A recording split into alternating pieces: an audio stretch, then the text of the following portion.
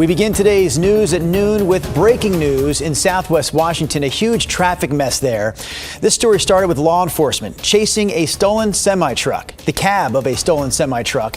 It started in Portland. The chase ended on I-205 in Vancouver, and within just the last 20 minutes, Multnomah County Sheriff's deputies confirmed that the driver and passenger of that stolen semi are now in custody after a standoff on 205. A viewer actually shared these photos with us that show deputies and Washington State Patrol with guns pointed at that stolen truck. Right now, the Multnomah County Sheriff's Office is giving an update on exactly what happened. Let's listen into that right now. Both directions, southbounds, all lanes are open. Traffic's moving at normal speeds. Looks like we have 1 or 2 lanes open northbound. Traffic's starting to move northbound as well. It's going to take crews a while to clear out this semi-tractor. It's got no rubber on the wheels, and one wheel is completely off of the rig, so it's going to be a bit of a project to get that moved. Can you talk to us about what led up to this? So this morning, around 9 o'clock in the morning, the owner of a stolen semi-tractor called and said that he was tracking this vehicle. He tracked it to Blue Lake Park in Fairview. That's when MCSO deputies responded to that scene. They boxed the tractor trailer, or the tractor in, and the driver of the stolen truck rammed at least 2 vehicles, rammed his way through and got out, and then started moving westbound on I-84. Was anyone injured? We did have one deputy who I think received minor injuries, and she went to the hospital as a precaution, but I think she's going to be fine. And traffic was backed up for quite a while. What was the impact to drivers? Yeah, traffic was backed up. I mean, it was 11 o'clock, so there wasn't a ton of traffic, but yeah, we did stop traffic in both ways for the safety of the public. How long do you think cleanup will last? I don't really know. It's going to be a project. I would imagine it's going to take them an hour or 2 at least to get that truck out of here. I can imagine dealing with an 18-wheeler that's stolen is a lot different than dealing with a Honda Civic. Well, yeah, absolutely. I mean, it was just the tractor. There's no trailer, yeah. But still, it's a very large vehicle. And when the driver wanted out of our box in that we had, the truck was plenty big enough to push our vehicles out of the way. Can you tell us more about the efforts to get the suspects?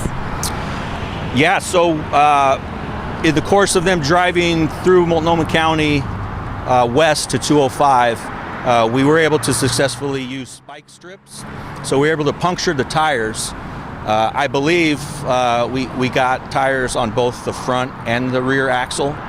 And I think we may even have got all 4 tires eventually. And my understanding now is there's no rubber on the wheels at all, and one of the wheels is completely off. Pretty dangerous situation. Yeah, fairly dangerous. Having said that, the speed that the driver was driving in that big truck, he never really drove much over regular freeway speeds. It was not what anyone would call a high-speed pursuit. The driver of the stolen semi was driving basically freeway speeds, and we were following. Did they have any weapons on them? As of right now, I have not been made aware that there was any weapons on them. Anything else you want to add? No. Okay. Thank you for your time. You bet. Again, that was the Multnomah County Sheriff's Office updating us this afternoon on a breaking news situation involving a police chase along the freeway. It ended on I-205. We saw there a stolen semi-cab, Chris, at the center of all that. So what we're left with is a huge traffic mess. Can you talk about, again, just how long that might last? And it is starting to unfurl a little bit here, so I'm happy to tell folks that. What you're looking at behind me is a live look at I-205 northbound traffic coming towards your television screen over the Glenn Jackson Bridge. So mind you, we're backed up up still a couple of miles here. At one point, as the Multnomah County Sheriff's deputy mentioned, the freeway was shut down for about an hour. And so what that translates to in my world is if you know of anybody that was expected to travel on I-205 between, say, 10:45 and 11:45, they are going to be an hour late to their destination because, matter of fact, the freeway was stopped, shut down. We saw cars on the freeway turning around, going the wrong way up at entrance ramps, trying to exit the freeway. I'm not sure if we can take my traffic box right now, but if we can do, maybe not. But the point is here is that traffic is still taking a little bit while to flush out. Drew, I can tell you, just looking at the latest traffic counts here, 120,000 people a day use that stretch of freeway. So granted, it happened mid-morning, but there were still a lot of people impacted by this. And this is the live look right now over the Glen Jackson Bridge. So plan some extra time. But as you heard the sheriff's deputy say there, the freeway now is open both directions. So hopefully we'll get this resolved soon. I'll be back with weather coming up in just a few minutes. All right. Thank you, Chris. He didn't need to die the way he died. It's senseless. There's no words to describe it. Police are still looking for the person responsible for a shooting, last week in southeast Portland that left Uber driver Josh Kelvin dead and his teenage passenger hospitalized. Today, we're hearing from Josh Kelvin's wife, Kelly. They were married for 18 years and had 3 children. Kelly told KGW's Ashley Grams that she's hoping whoever pulled the trigger turns themselves in. Flipping through photos, This is him and I at Silver Falls. Kelly Kelvin is reminded of all the moments she spent beside her husband Josh. This was Christmas. I don't even remember when. The couple, married for over 18 years, built a life together with their 3 children in Almsville. He loved his country. He loved God. He loved his family. Josh supported Kelly and the kids by driving for Uber. Even if he was with a customer, he would text me. Like just a quick, hey, busy, or he would just say busy. So then I know, okay, he'll call me as soon as he's done. That call never came. That text never arrived. He went off to work on Tuesday and never made it home. Portland police say Josh was shot and killed in southeast Portland while driving a 17-year-old passenger. And he says, I'm so sorry, but he was killed. I lost it. I screamed. I yelled, not my husband, not my Joshy. The teenager in the car was also shot, but survived and was taken to a hospital. So far, no one has been arrested. And he never knew who was getting in his car. Kelly says her husband just picked up the wrong person at the wrong time. All you ever see on the platforms for Uber or Lyft is rider safety, rider safety. We do this for rider safety. Where in there is for driver safety? It's one of the many questions Kelly is trying to answer as she grieves. Oh, I call his cell phone. It's off now. Police have turned it off. But I call just to hear his voice on the voicemail. It's these memories and her faith that bring some comfort. That's what I'm holding on to. Ashley Grams, KGW News. Before we check in on today's weather forecast, a quick reminder that this year's Rose Festival wraps up today. So all the Navy ships that were docked along Portland's waterfront for Fleet Week began leaving town earlier this morning. We also saw the Rose Festival's signature event, the Grand Floral Parade, play out over the weekend.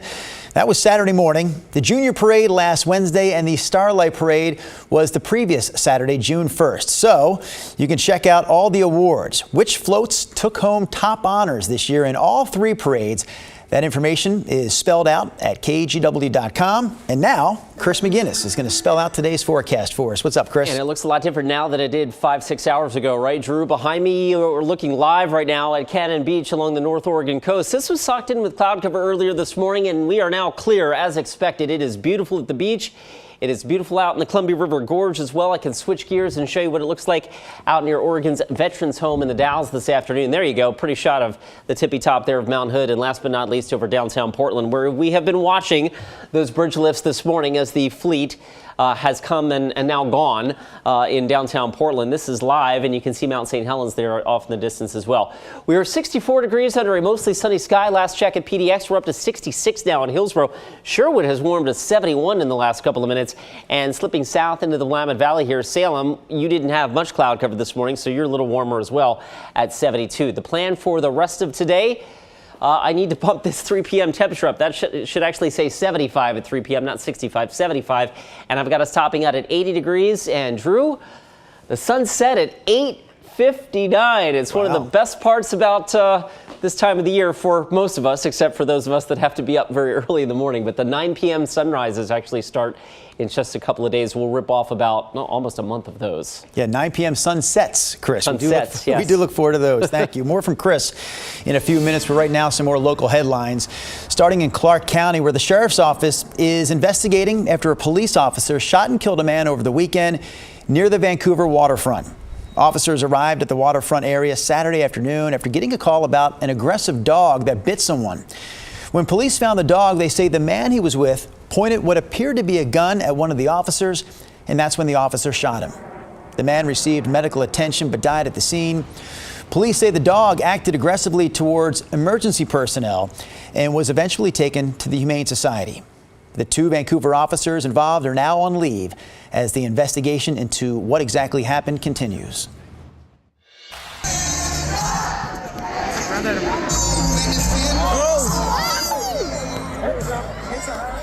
A wild, scary scene this weekend at the 84th Sisters Rodeo in Central Oregon. A bull, we just saw it a moment ago, and there's another look from a different angle.